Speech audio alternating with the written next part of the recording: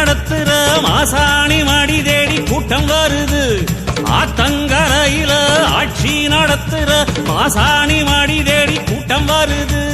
வாட்டுந்துயரத்தில் வந்த அவர் கண்ணீர் உப்பாத்து தண்ணீரா ஓடிச் செல்லுது.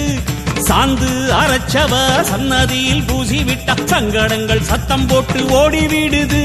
நேரு மலையேறும் மகாசக்திதான் ஆன மலையில வந்து கிடக்கா.